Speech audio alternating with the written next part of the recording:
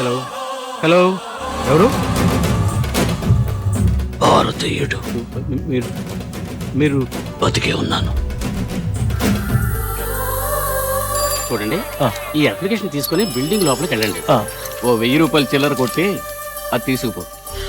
1000 రూపాయల? చిన్న చిన్న లంచాలే కదా, ఏం పర్వాలేదు, అందరూ ఇస్తున్నారని అందరూ అలక్ష్యంగా ఉన్నందువల్లే ఏమయ్యా తెచ్చావా? మన కళ్ళకు కనపడకుండా క్యాన్సర్ వ్యాధిలా ఈ లంచం భయంకరంగా దేశాన్ని ఆవహించింది. ఏ తప్పు జరిగినా నేను తప్పకుండా వస్తాను. సూపర్. గాలి పోసుకోవడానికి ఎట్లాంటి పద్ధతి కూడా ఉంటుందా? చెక్కలు కందితే మన ఐశ్వర్యాలు లేదు. ఏంటి వెతుకుతున్నా? చందు అని ఒక అభిమానస్తులు ఉండాలి, ఎక్కడున్నాడా అని ఎత్తుతున్నా.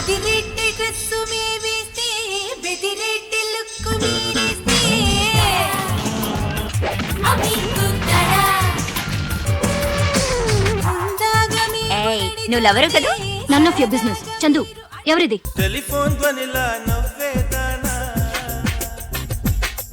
ఇద్దరులో ఎవరు నిజంగా చందుని ప్రేమిస్తున్నారు, వాణ్ణి పెళ్లి చేసుకునేది ఎవరో నాకు ఇప్పుడే తెలిసి తీరాలి.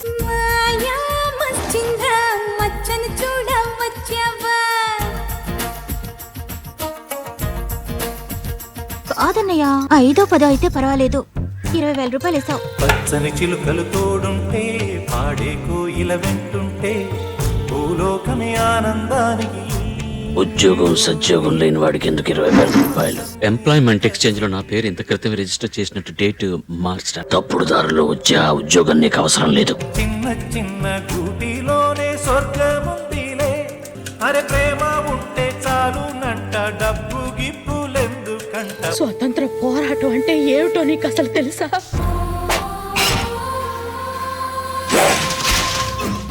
తెప్పరెళ్ళిపోయాక ఉప్పు తొలగిపోయిందే చిన్నమ్మ.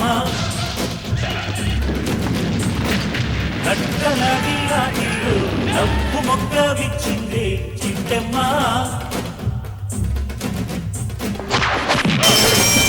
ఇప్పుడు కావాల్సింది ఒకే ఆయుధం, భయం. శిక్షా భయం, మరణ భయం.